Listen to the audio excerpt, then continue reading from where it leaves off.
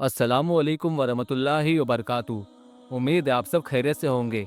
दोस्तों, ईद वो मौका है जब हम अल्लाह का शुक्र अदा करते हैं, अपने परिवार और दोस्तों के साथ खुशियां बांटते हैं।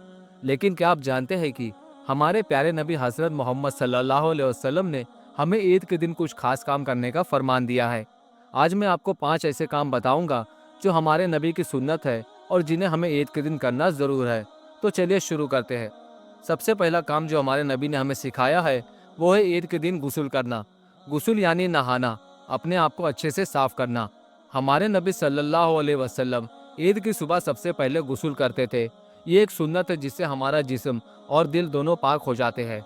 ईद का दिन खुशी का दिन है और इस दिन हमें अपने रब के सामने साफ सुथरे होकर पेश होना चाहिए। गुस्ल करने से ना सिर्फ हमारा बदन साफ होता है बल्कि हमारा मन भी तरोताज़ा हो जाता है। तो भाइयों और बहनों, ईद की सुबह उठे, अच्छे से गुस्ल करे और अल्लाह की इबादत के लिए तैयार हो जाए। हमारे नबी का फरमान है कि साफ सफाई ईमान का हिस्सा है और ईद के दिन ये काम और भी खास हो जाता है। दूसरा काम है अच्छे कपड़े पहनना। हमारे नबी सल्लल्लाहु अलैहि वसल्लम ईद के दिन अपने सबसे अच्छे कपड़े पहनते थे। वो चाहते थे कि उनकी उम्मत भी इस दिन को खास बनाए। अच्छे कपड़े पहनने का मतलब ये नहीं कि बहुत महंगे कपड़े हो, बल्कि जो साफ, सुंदर और अच्छे हो वो पहने। ईद का दिन अल्लाह की नेमतों को सेलिब्रेट करने का दिन है। जब हम अच्छे कपड़े पहनते हैं तो हमारा दिल खुश होता है और दूसरों को भी अच्छा लगता है। हमारे नबी ने हमें सिखाया है कि इस दिन हमें अपने आप को सजाना चाहिए ताकि हम अल्लाह का शुक्र अदा करें और लोगों के बीच खुशी बांटे। तो ईद की सुबह तैयार हो, अपने अच्छे कपड़े पहने और मुस्कुराते हुए घर से निकले। तीसरा और बहुत ज़रूरी काम जो है ईद की नमाज अदा करना। हमारे नबी सल्लल्लाहु अलैहि वसल्लम ने फरमाया कि ईद का दिन बिना नमाज के पूरा नहीं होता। ईद की नमाज वो खास इबादत है जो हमें अल्लाह के करीब लाती है। नबी करीम ईद की नमाज के लिए मस्जिद या ईदगाह जाते थे और अपनी उम्मत को यही हुक्म दिया।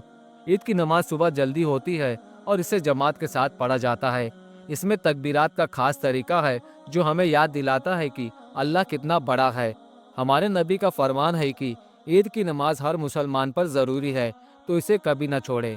चौथा काम है एक दूसरे से गले मिलना और ईद की मुबारकबाद देना। हमारे नबी सल्लल्लाहु अलैहि वसल्लम जब ईद की नमाज के बाद लोगों से मिलते थे तो वो गले लगते थे और कहते थे, ईद मुबारक। ये एक प्यारी सुन्नत है जो भाईचारे को बढ़ाती है। ईद का दिन खुशियाँ बांटने का दिन है।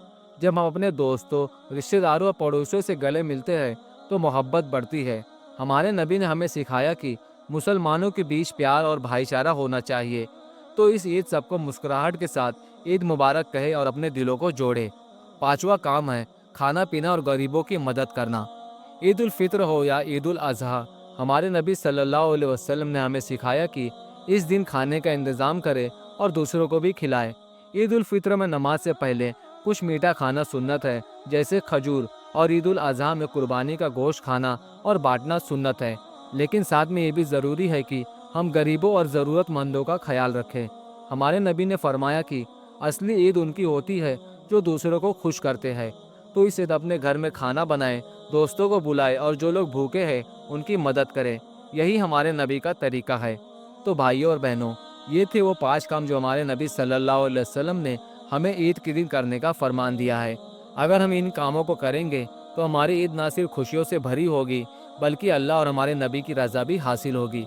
आखिर में दुआ करता हूँ कि अल्लाह हम सब की ईद को मुबारक बनाए, हमें अपने नबी की सुन्नत पर चलने की तौफीक दे। ईद मुबारक। वस्सलामु अलैकुम वरहमतुल्लाहि वबरकातुहू।